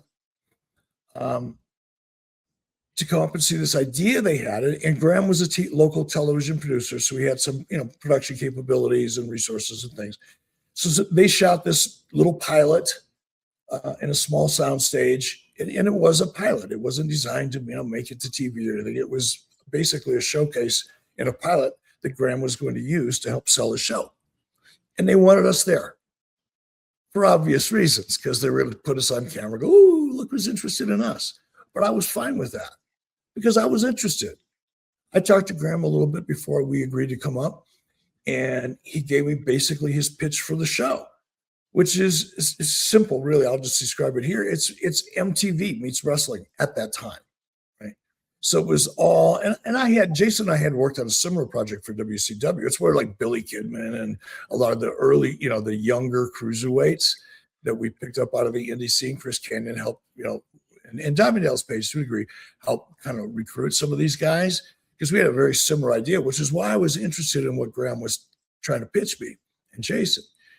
But it was very cool. It integrated music. The wrestling was all very visual, very dynamic, not the same kind of storytelling you would typically see in, WWE or WCW, back then. It was very cutting edge. The promos were different. It really did feel different then. And I was excited for them. Now, they wanted to talk about us getting involved. I wasn't really, interested in flying back and forth to Alberta, Canada, and dabbling in, a project that really was never going to amount. At that time, I needed something pretty big to keep my attention. I knew this was never going to be that. But I was supportive of Graham and continued to talk to him. And when I could, lend some advice or support in any way. But the idea was a good idea. It's an even better idea now, Conrad. What you laid out as a potential solution, coming up with a kids show, target kids. Don't even mix in some of the other stuff. My God, they've got the resources. It's really just wrapping your head around the strategy and finding the right home for it. Like an MTV was, maybe it's TikTok. TikTok's not long form yet. Or maybe they are. I don't follow that shit. But find a place, Rumble, for example, where you could, or whatever it is, Kick, or these other, emerging kind of youth-centric social media platforms that really target the demo you want to target and get that show to them. Because that's how that audience is watching television. They're not going to watch you on Netflix. They don't care if you're on Tubi. Yeah, maybe Tubi. That's a YR thing. But they won't care if you're on TBS. Not that audience. The older audience will. But the kids you want to grab a hold of, like WayJ's age, he's 4.5. I want to start getting his attention now. I want to develop a relationship with that. I want my grandson, if I'm producing the show, I want my grandson to have fun watching his granddad's show. Not because I'm his granddad, because I want him to fall in love with those characters, because we can hold on to him. If we continue to produce the thing that caught his interest in the first place, and if we can continue that connection, you've got a hit. It's hard, but I don't think that there's any option. If it were me, if I was Ari Emanuel, I would be sitting down talking to people about how to do this, because it's one move that could mitigate the loss of the connection that the live experience created, which I think is so germane to why wrestling works in the first place. This is a way to mitigate that. Well, it is a way too, I think, to bring back the house show business. Like, hear me out. I know I'm going to make a terrible analogy here, and I hate it, but the answer, I think, fell in their lap accidentally this year. It's right in front of us, Eric. Build the children's show around Danhausen. So the adults who were blown away by it and are thinking like, oh, because I saw Meltzer say, oh, they're using Danhausen too much. They're going to overexpose him. And I understand that to a degree, because I do think as an adult, like if we're trying to do so many serious angles, but the Danhausen thing's supposed to be fun. I think you could build your entire children's brand around Danhausen, and I think that could have legs, and you could take it on the road, almost like a Disney on Ice deal. That becomes your family component. So there's less serious, hard hitting action, and there's more fun at this show, but it is catered to kids. So now the place is crawling with kids, and now we can sell a different type of merch. Like the move in going to the circus, the expense was never the circus ticket. The expense is now the kid wants the big cup and they want the thing that lights up and they want this funny necklace or that silly hat, or they're getting you in all these other ways, and you get that family element.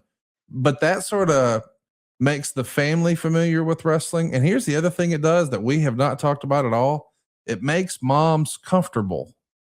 Because if you're a mom and you've got little boys, you don't want the kids seeing all the over the top simulated violence and adult language and things like that. Like, you don't want them to accidentally hear The Rock drop an F-bomb or something like that. But if they're watching an adult show, that's the risk. So then, or someone is cut and bleeding badly, or hit over the head with a chair or a plastic bag, or whatever it may be, whatever the controversy of the week is that could potentially scare off advertisers. The other person it really scares off are moms who don't want their kids watching it. So if the kids show is more acceptable and it's more fun, and Danhausen's right at the center of it, what mom would see Danhausen and say, no, little Johnny, you can't watch this. This is not for you. This is too adult. You're not ready for that yet. No mom would say that about Danhausen, right, Eric? No. And well, somebody will come up with something, right? Sure. It's just, but there's always fringe kind of freaks out there that overreact to something just so they get attention. Same old. I think you're right. So on the money. And as I'm thinking, as you're talking, I'm getting more excited about this idea, listening to you talk about it. I'm thinking, okay, how? We know what we want. We want a kid that's really a kid-centric show that's really going to, fill the gap, right? Something that makes them feel special. So you create this show. I think the show has to be 100% targeted towards 6 to 12-year-olds or whatever the demo is, but that's the range. I don't care about any of this other stuff that's going on. I don't care how successful it is. I don't want it anywhere near this stuff. I want my wrestlers. I want these characters and the stories and the presentation that comes with it. I want it to be the most compatible for this specific age group. And yes, Danhausen front facing. Occasionally, can you bring in somebody that even the 6 to 12-year-olds are going, oh my gosh, he's from Raw or she's from SmackDown. Yeah, you do that every once in a while. But here's the mistake somebody will make: is they'll try to blend it too much. They'll take the safe way out in their minds because stars bring ratings, so we want mom and dad to watch too. That'll be the bullshit excuse. What they're really saying is, I'm kind of afraid that if we focus all on kids, we won't make it because we don't really know. That's true. You don't really know. This may not work. It's all a fucking risk. You gotta make up your mind what you want to do and how much of a risk you're willing to take. If again, I'm driving a train, I'm taking this risk. I don't even think I have a choice. I have to take this risk. It's just how much am I going to commit to it? But I would commit 100%. We're targeting this show towards kids. I want a different writing team. I don't want any of the existing writers. I don't care how fucking good they are. It could be all little Steven Spielberg spawns. I don't care. I want its own dedicated team, and I want them to think through the eyes of the demo. Not think through the eyes of what they think an Eric Bischoff wants to hear, or a Triple H wants to hear, or Bruce Pritchard wants to hear, or a Vince McMahon would have wanted to hear. No, I don't want to hear that shit. I want writers that'll come to me and tell me what this product through the eyes of a 6 to 12-year-old needs to be. How do I make it aspirational for them? Kids skew up, right? A 6-year-old wants to be a 9-year-old. So they kind of imitate what their brothers watch and what they hear about their brothers are watching, and right? Everybody skews up. When you're 16, what do you want to do? You want to drink, maybe younger. Everybody skews up, and it's the same across the board. So what do I need to do to get a 6-year-old excited about this, and then how do I keep the 9-year-old excited about this? That's what I would do. I'd push the hell out of it. And guess what? You're talking about all new characters that you could actually afford to travel. They'd be their own kind of talent level. They'd be unique. You wouldn't see them over on Raw or SmackDown. They don't play there. They play for kids. So you'd have a different talent pool that you could probably manage, knowing that you were going to convert this to a live model. You could probably manage your expenses going in and build a talent fee structure that would support the business model to then be able to take it on the road. Because right now you can't. the way you just can't. But this strategy, you could.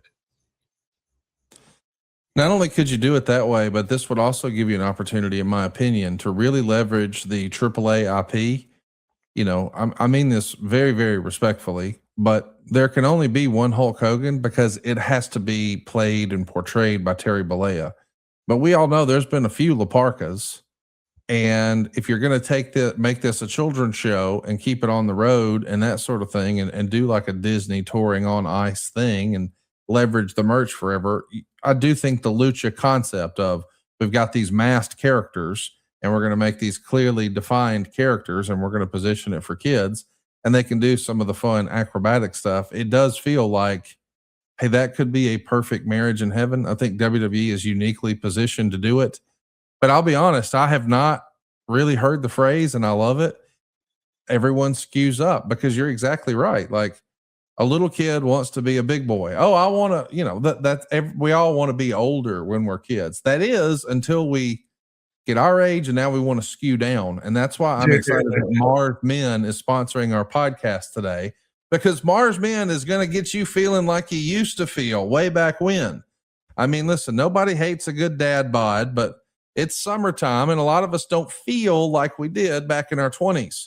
And it's because as we get older, our bodies sort of reprogram themselves and we just start naturally storing more fat and losing muscle faster. And the main reason for this, of course, is testosterone. Most of us guys' testosterone levels start dropping as soon as their early 30s. And when that happens, it becomes easier to gain fat, especially around your stomach. And here's the catch-22, the most frustrating part of it all. The more body fat you gain, the more your body actually converts testosterone into estrogen. And that, unfortunately, makes it even easier to gain more fat. It's an ugly, tough cycle for a lot of us, but Mars Men is a natural supplement designed to support healthy testosterone levels. That can help you burn body fat more efficiently and effectively and help you build lean muscle. So when your hormones aren't working the way they're supposed to, things can get out of whack. But with Mars Men, when you start to get things lined up, well, everything gets easier. Your workouts, your energy, even staying leaner. And it's going to get your body sort of running like it did years ago. And you can do this with no stimulants, no synthetic hormones, just natural ingredients that support healthy T levels, weight management, and exercise performance. By the way, the quality with Mars Men is legit. It's made right here in the USA, and every batch is third-party tested. You're going to feel a steady all-day sense of drive with Mars Men. You're going to have less cravings. You're going to have better gym recovery. You're just going to have more consistent energy and better focus. But here's what I love that you'll get the most with Mars Men, a 90-day money-back guarantee. That's how you know it's a good product. There's no risk. Here's the deal. Worst case, you don't absolutely love it and you get your money back. But over 91% of users report higher energy levels. Thousands of guys are feeling incredible results. Just check out the reviews on the website and see for yourself. And right now, for a limited time, our listeners can get 50% off for life, plus free shipping and 3 free gifts at mengotomars.com. That's mengotomars.com for 50% off and 3 free gifts when you check out. After you purchase, they're going to ask them how you heard about them. Please support our show and tell them that we sent you. Eric, I can't believe we've waited until this long in the show. There's been so much going on. I feel bad for Silva. I know he's upset with me right now, but I do want to hit this big news. Vince McMahon looks to be, I can't believe this is real, out of the woods. We know that he had a personal lawsuit situation at the beginning of 2024 that WWE was then involved with. It was never criminal. It was always civil. And now it's over. Dismissed, withdrawn. It's a done deal as he and Janelle Grant will now head to private arbitration. There's going to be a check written, hands shaken, and we're moving on. It's in the rearview mirror. And it wasn't that long ago he settled the shareholder lawsuit. So it feels like he's checked all the boxes. I think everyone's natural thought is, what's next for Vince? Are we going to see him somehow do something with WWE? It's hard for me to imagine that he would be in a position to replace Nick Khan, given all the financial success that Nick has brought him. And it's hard for me to imagine that he's just going to step back into Triple H's role, given the momentum that Triple H has had for the past 3 or 4 years. It feels like Vince McMahon is not really in a position to have any serious power within WWE, because why would you make a move if what you've been doing has been so financially successful? But it's hard for me to imagine him doing wrestling outside of WWE. Like, I don't think there's a scenario where he winds up working with AEW. I don't imagine that he would be interested in buying TNA. I could be wrong. We know that New Japan just recently sold. AAA is sold.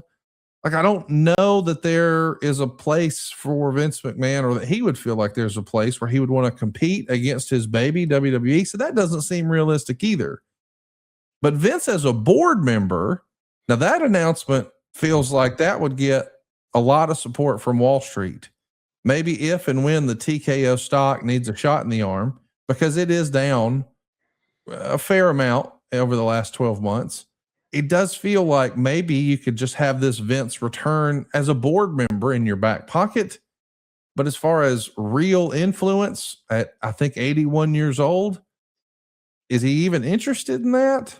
And what would step one be? Will it be like a PR campaign? Because we've seen him take all the arrows for a few years now, but he's largely remained quiet. And it feels like if he is going to re-enter the space, you got to assume that Vince, who is a master storyteller, he's going to try to maybe change the way people view Vince McMahon, change the narrative around the name Vince McMahon. That feels like step one, but what does it lead to? Where are you at on this, Eric? Now that Vince seemingly has checked all the boxes and cleared the way for him to be a public figure again. I mean, you make it sound like he just took a shower. And yeah, all cleaned up now, all good to go. I'm going to go right back to the way things used to be. People are going to react to me the same way they used to be. They're going to return phone calls to me the same way they used to return phone calls to me. I'm going to have the influence because I used to have the power, but I'll still project the power. Is the civil suit over and the headline potential over and all the gritty details over? Yes. But the damage has been done. The damage to Vince's reputation, irregardless of whether he wrote a check voluntarily through the process of arbitration or whether he wrote a check because a judge said so or jury, the damage has already been done. So I think it's naive of anybody to think that Vince is going to be able to just, okay, now that's over with, checked all those boxes, and here we go. What do I want to do? I don't see it. And for that reason, the idea of putting Vince on the board to get a positive reaction from Wall Street, I am not a Wall Street guy. It's a foreign language, foreign culture to me. Okay. I understand it, but not well enough to really understand it. What little understanding I do have is that would likely have the opposite effect on Wall Street. Now, wrestling fans will go, oh no, because people remember, things were better then in this storyline, and then at least, Vince, priced the show for the family. So you'll get a lot of online support from the internet wrestling community. Will be all of a sudden now Vince won't be the bad guy so much anymore. Right? If there's a chance that, he's going to make ticket price, it's going to be cheaper for us. It'll be better for the product. We're already seeing it. It already exists. It'll just be, the volume will be turned up quite a bit. So if we assume that institutional investment bankers and hedge fund managers and the people that really matter, now if we assume that they're all like internet wrestling fans, yeah, they'll have that positive reaction. Because, it's going back to the way it used to be. It used to be always so much better. That's just everybody, me, you, everybody thinks certain things were always better in the past. They weren't. We just create that memory in our head because it's more comfortable. Get a bigger dopamine hit that way. So we're going to make it pretty. Trust me, I've done it myself a million times. I just catch myself now. But you'll get that internet wrestling reaction. But I think institutional investors, the people that really matter, will shit all over it. So I don't know the culture, but if I had to make a choice right now, if I had to make that bet, I would bet against him being any part of the board. You mentioned Nick Khan's name. Nick Khan has the Midas touch because of his relationships in Hollywood at every level you could conceivably want a relationship. Yes. You think Vince McMahon's going to take on that role? Not a chance. Nick spends a lot of time in Los Angeles. You think Hulk Hogan got booed in Los Angeles?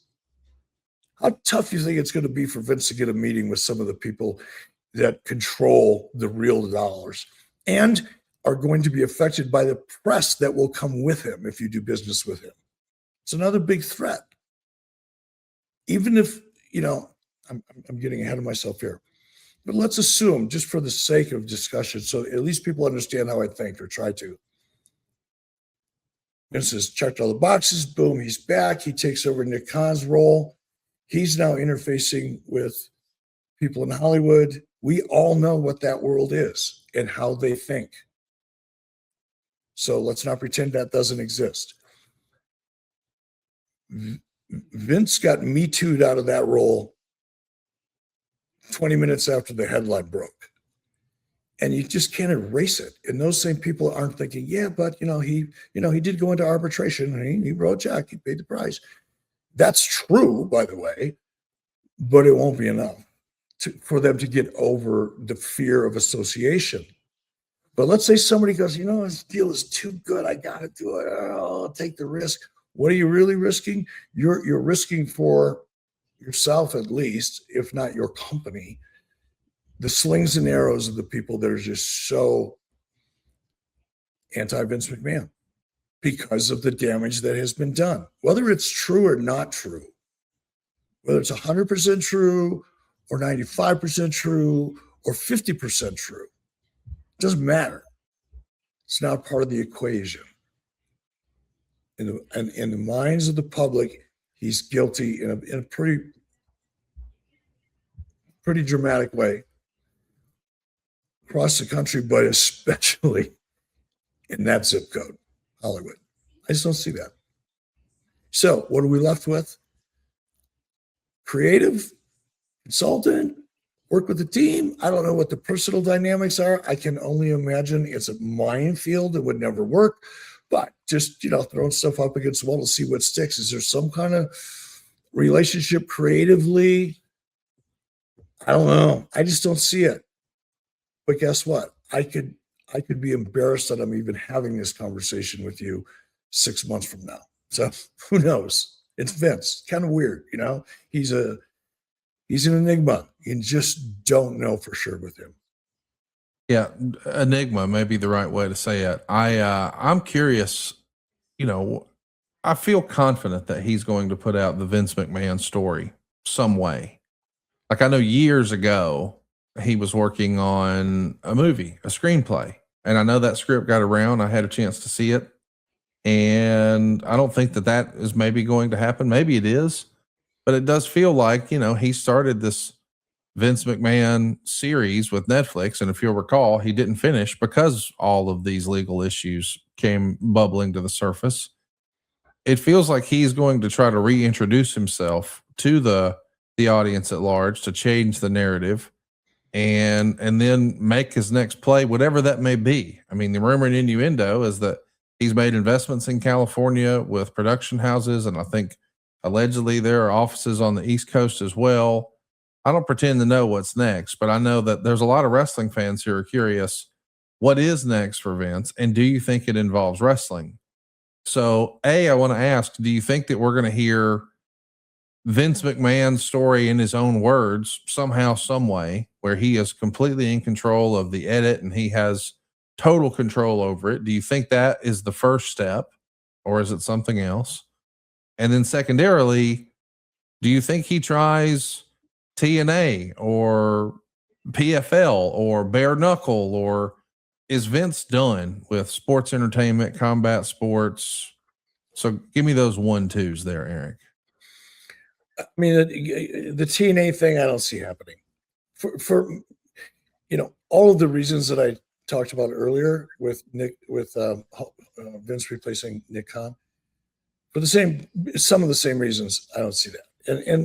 But beyond that, even bigger than that, is I don't see that being very motivating. Vince will need something much bigger and grandiose, and even in terms of its potential. That option just isn't available with TNA. It just really isn't. So I think he's looking for something bigger. I do think Vince telling his story his way with 100% creative control and edit, or as close to it as he's possibly able to get, which is probably 100%. I think I would bet on that today. I'd place a big bet on that today. Is that being the first thing? If he's not already working on it, that'll be the first thing. Just because that's Vince, that's his personality. He's been sitting here taking this heat now for a long time. Yep. And he is a fighter at heart. And I don't necessarily mean, he's an ass kicker. I mean, his first reaction is fight. He doesn't even consider flight. Most people are born with that instinct. I think Vince got fucked because his instinct is just to fight. Probably would have served him a little better if he would have, tapped into the flight part of that equation in his earlier years. I know it would have mine, but I don't know. He's going to do something, but man, I just don't know what it is. And that's why I think the documentary is like the path of least. He could be and I don't mean 100% creative control. Obviously, as I said, he could do that or get close to it. But the process, the final decision, he'll buy that fuck around if he has to. Yeah. That's what I mean. I mean, look, there's nothing going to stop him from telling his story. Nothing. And he can actually afford it. So, yeah, I'd bet on that. Yeah, it feels like he's probably been working on this the entire time. I mean, what else was he doing to monopolize his time? I don't know that there were any cameras at his 80th birthday, but it feels like that would have been something they could have been filming. Who knows? Hey, Conrad, I hate to interrupt you because I hate it. However, you hit on something there. I agree with you. I think this thing is in production. I think it's been in production for about 2 years. Yes. And I'm not going to spend a lot of time telling you why, because these are all little tiny dots, and some of them seemingly so insignificant, I won't even be able to hold your attention with it. Trust me when I say you, I just completed a picture in my head, and I think it's been going on for at least 2 years, if not more. I think there are elements of it that are already being produced. ESPN, reaction to Hulk, Hulk's funeral. That was produced. Yeah, no doubt. I'm even more convinced. I'll bet even a larger sum of money now that will be the next thing we see, and it'll come surprisingly fast. Stay tuned, boys and girls. I bet it's announced this year. And if I was a betting man, it comes out maybe Royal Rumble time, the anniversary. Maybe we'll see. My grandfather used to say, there's no stress like money stress, son. Well, are you feeling that right now? Let me help. You've got a friend in the mortgage business in me, and I've helped families just like yours save hundreds of dollars a month. Seriously, we've helped listeners to this podcast save up to $800 a month. At savewithconrad.com, we routinely help our podcast listeners consolidate all of their high interest rate credit cards into just one much lower monthly payment. Would you like to lower your monthly payments? Wouldn't it be nice to skip your next 2 house payments? Are you finally ready for some breathing room and peace of mind? Start saving money today with your friend in the mortgage business, me, at savewithconrad.com. You don't need perfect credit. You don't need money out of your pocket. And if we can't help you save some cash, we won't waste your time. You see, at savewithconrad.com, we don't say no. We say not yet, but here's how. We want to be your mortgage advisor for life. So find out how easy it is to finally get rid of your credit card debt once and for all, get a much lower monthly payment, and even skip your next 2 house payments. Let's find out how much money you can save for free at savewithconrad.com. NMLS number 1281698 and 203902. Equal housing lender. SaveWithConrad.com. Let's talk a little bit about what happened 35 years ago this month, Eric.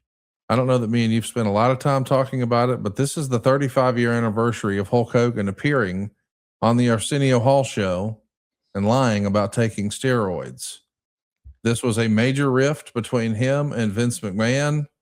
We are about to be knee-deep in the Zahorian trial, and this feels like a rare misstep in this era for Hulk Hogan publicly.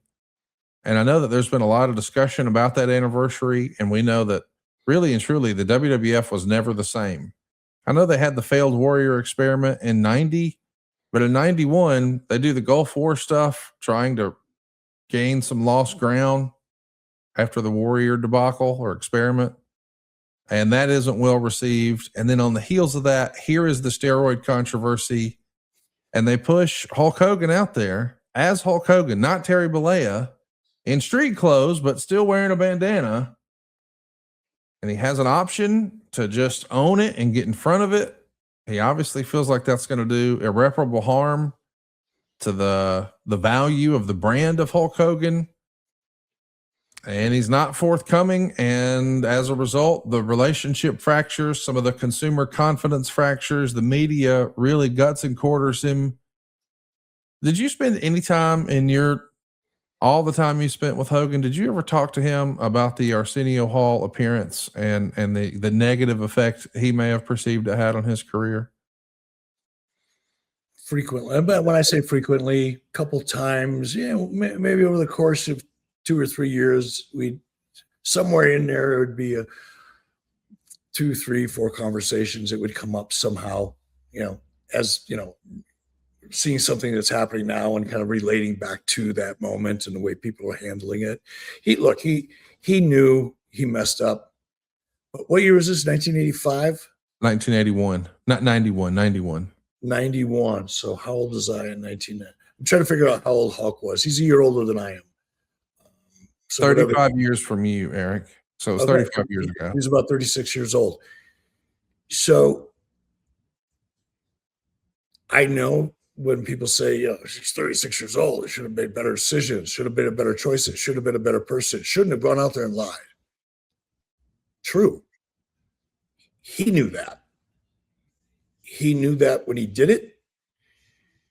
No, I take that back. He knew that immediately after he did it, and he lived with the consequences for a long time.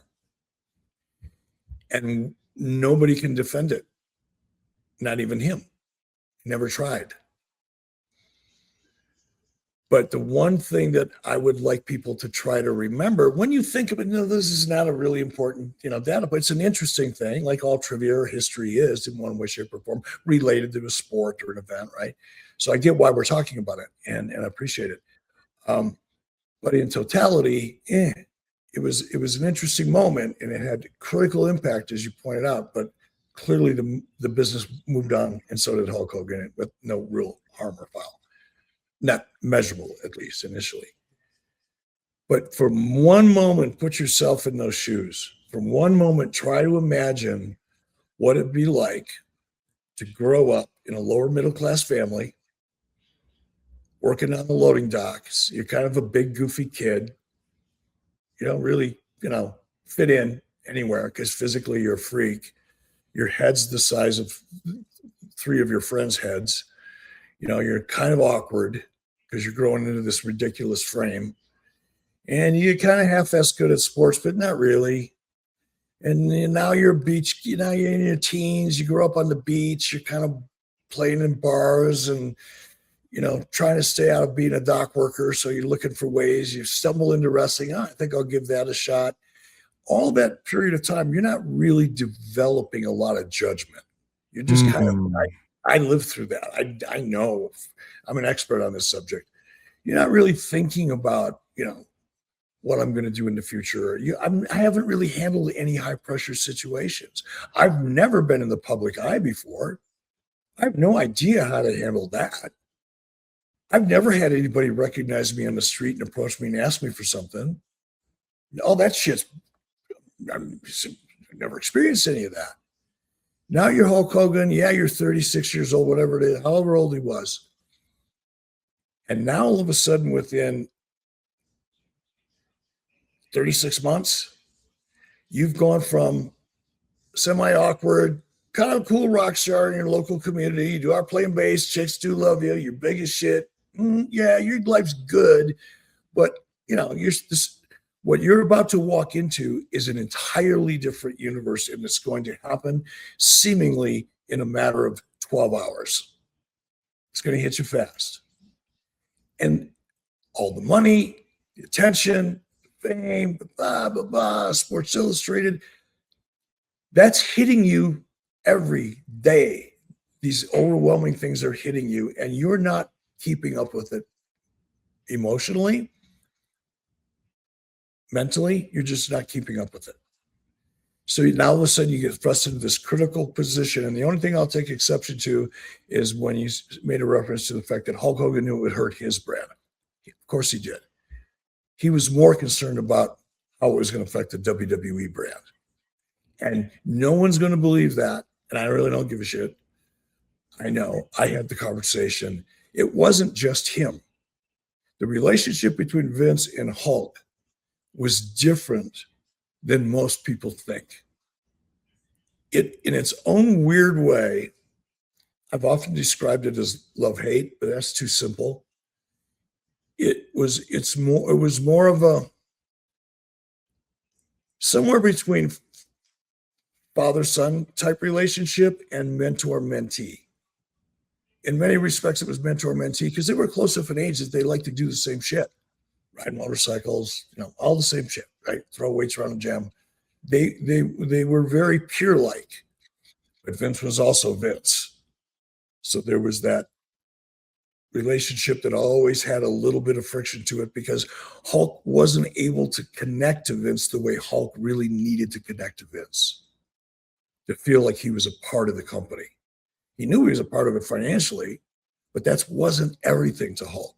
So when I say to you, and not to you, Conrad, but to the audience, I say, Hulk, yeah, he was concerned about his brand, but he's also concerned about somebody else's.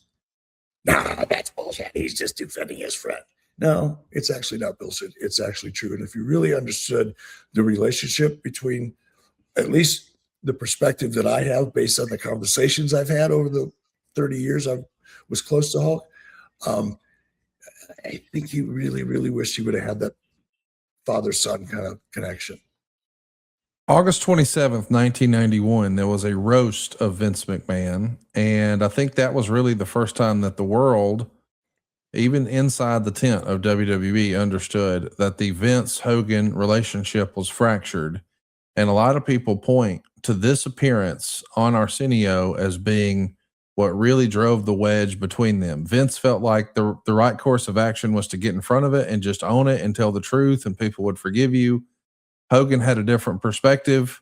And when they weren't on the same page, they never really got on the same page again. There's a great book out there about this. I want to plug it, called Titan Shrinking.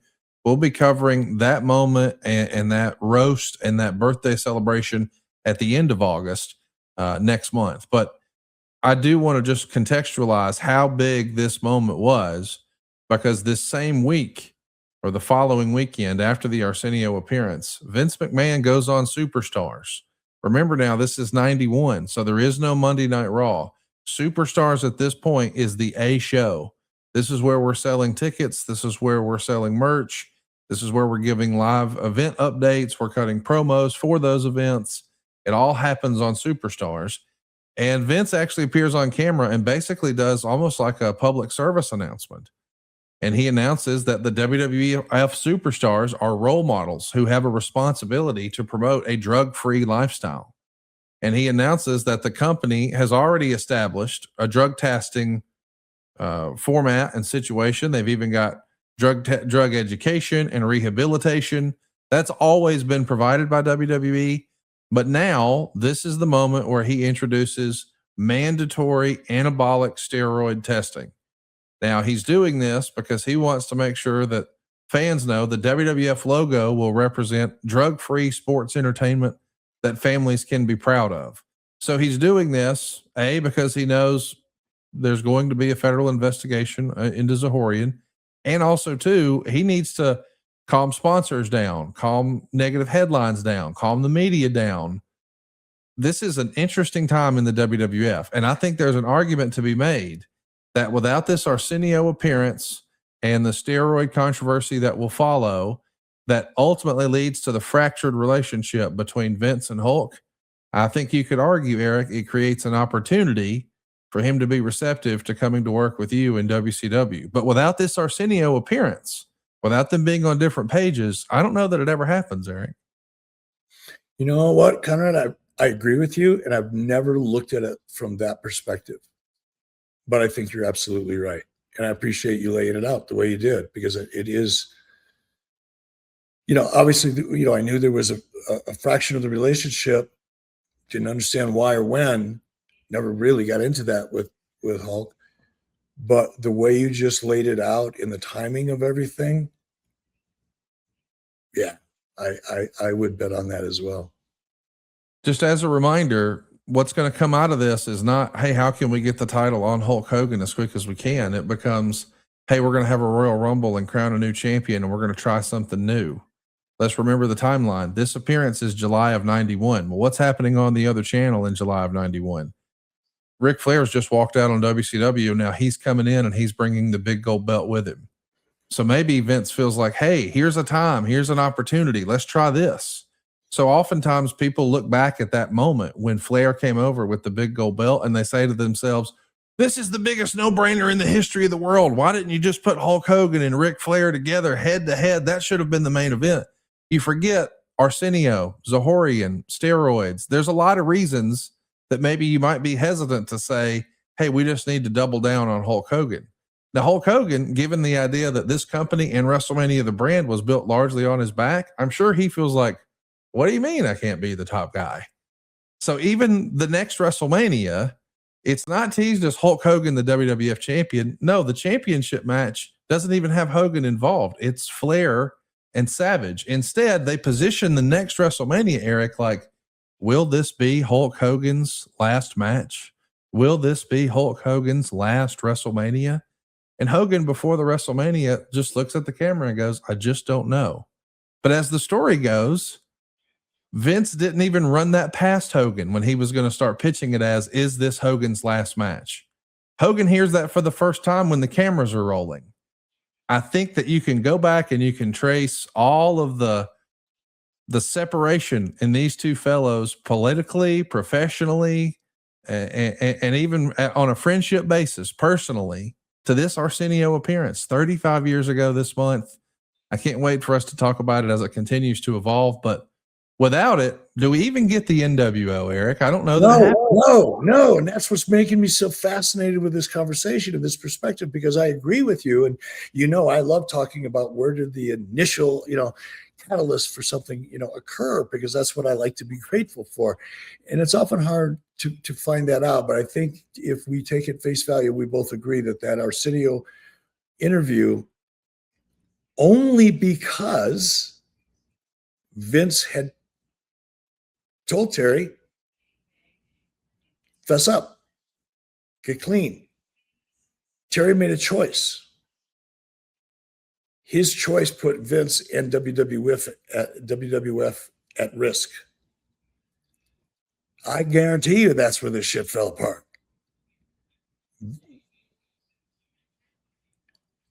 I heard Vince make a comment once.